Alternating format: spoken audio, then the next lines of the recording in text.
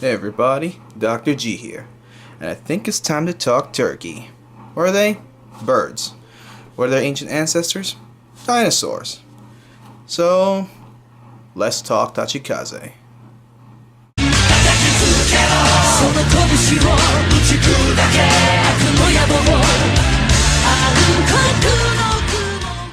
If there's one thing I like, it's cards with high risk and big rewards, and Raptor Colonel is one of them.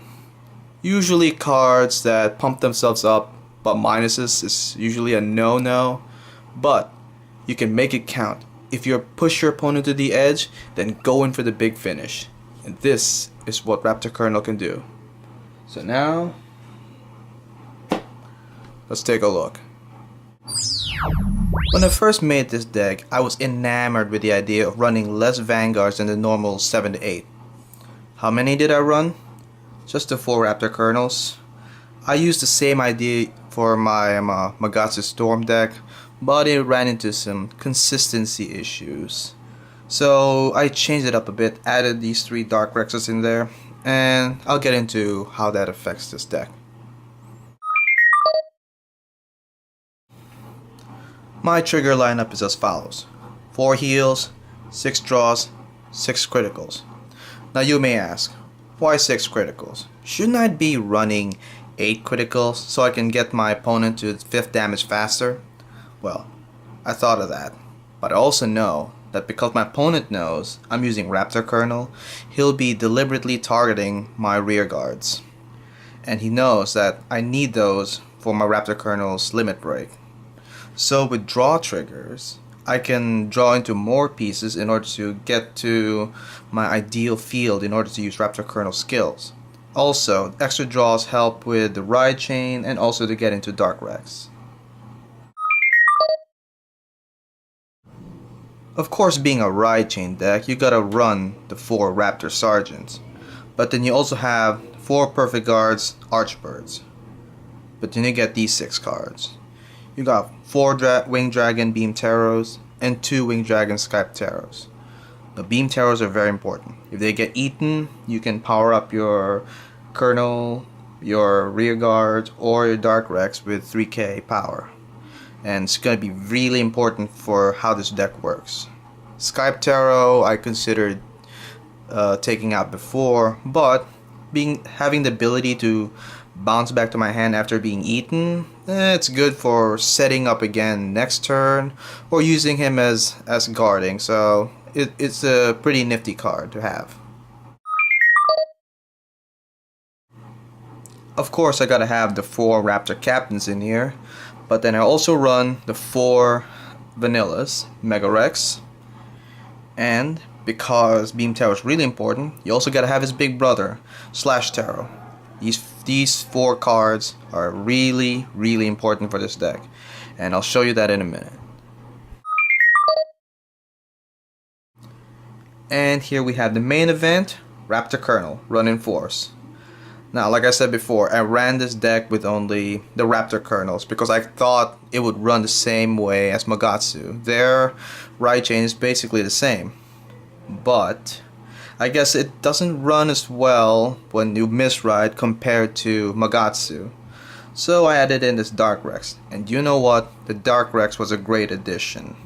Dark Rex contributes to the final turn scenario I've been talking about, and it didn't have that when only had Raptor Colonel. So I'll explain how Dark Rex is a great idea for this deck. Of course, some of the cards I considered using here is to replace 2 of my draws for 2 criticals. I mean, I already explained it before. You want your opponent to hit 5th damage faster so that you can go into the final turn scenario. But I kind of want more draws just in case any of my rear guys get busted, and I do need that for Raptor Colonel skill. So, really, it's up to preference. Also, I decided using these guys, Ancient Dragon Dino Dials. These are the new criticals for the Ancient Dragons, and Dino Dial here does have a skill where it can jump from the field to the soul in order to unflip damage.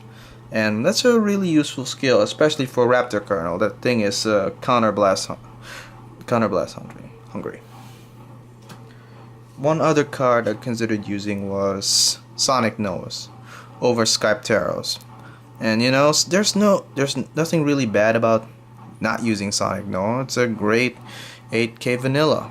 But I did consider that nowadays everyone's using brake rides. Brake rides have a latent 11K power.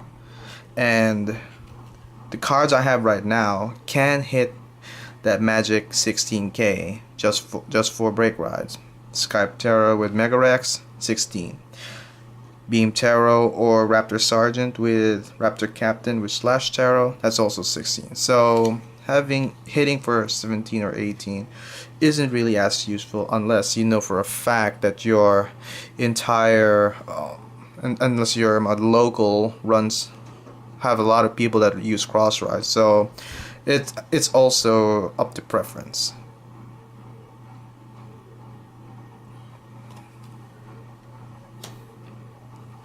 One other card I consider using, and that goes without saying, is the Tachikaze Brake Ride Spino Driver.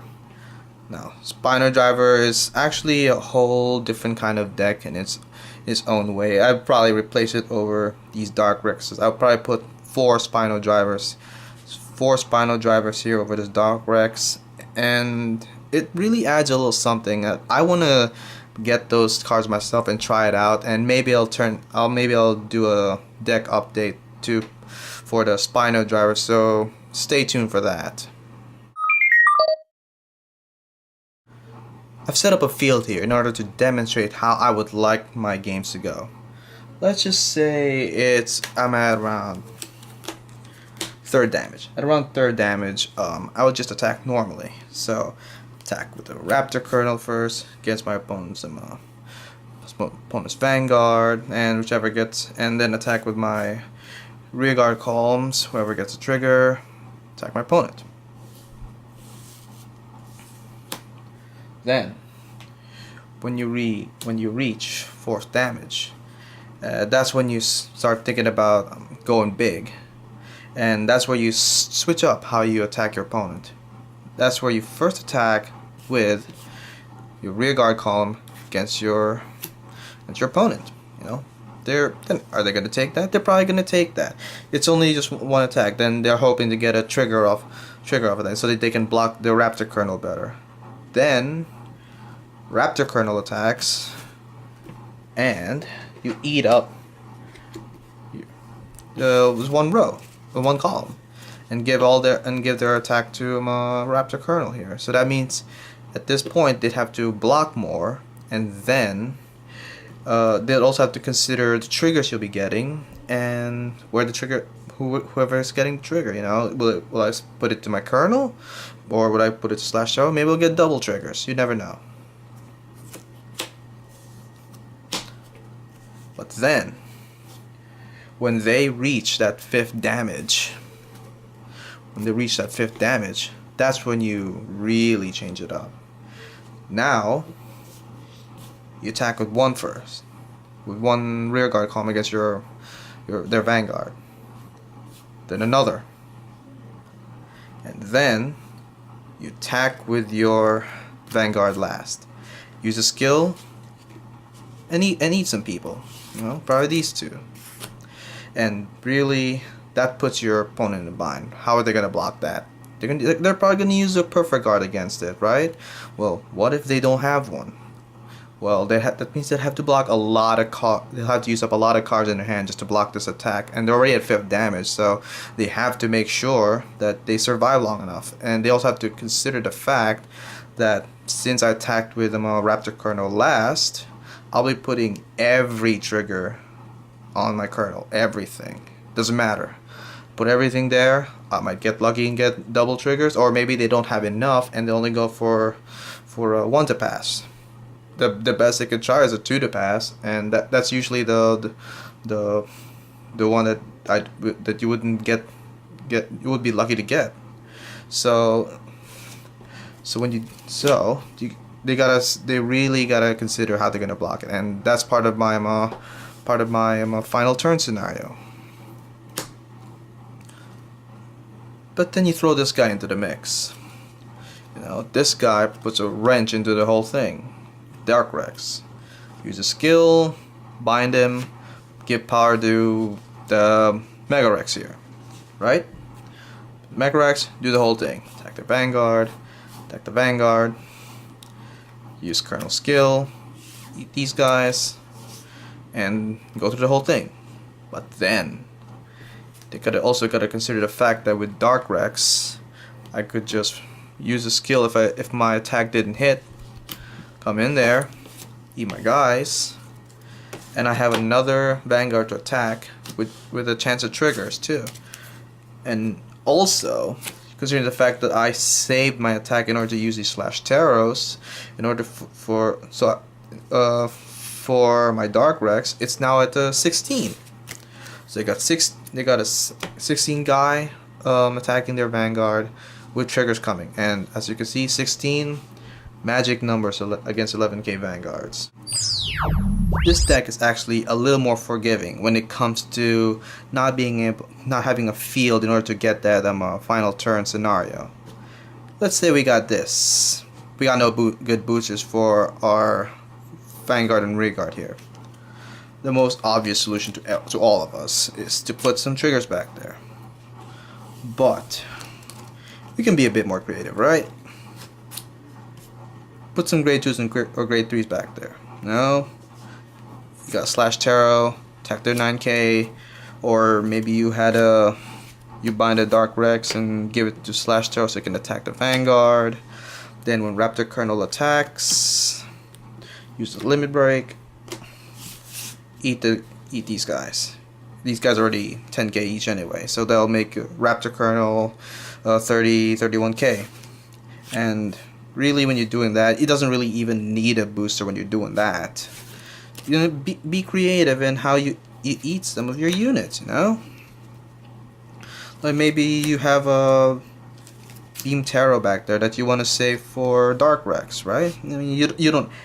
Nothing really says that you have to eat a whole column when you use some Raptor Colonel skill. Eat the rear guard, you know? Like maybe you want to save that for Dark Rex. Eat these guys.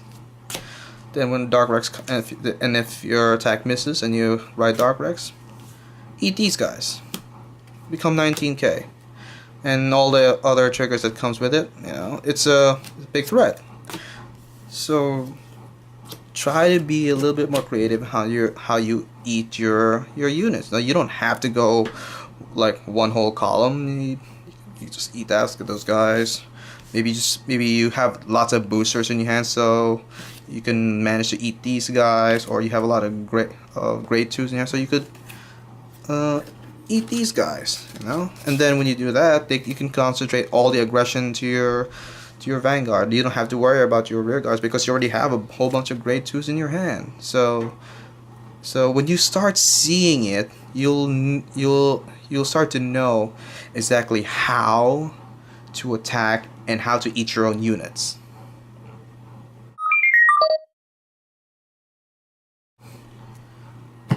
And that was my Raptor Colonel deck. I hope you give this deck a try and have fun creatively eating your own units. And also, have fun creatively eating your Thanksgiving dinner. Dr. G out.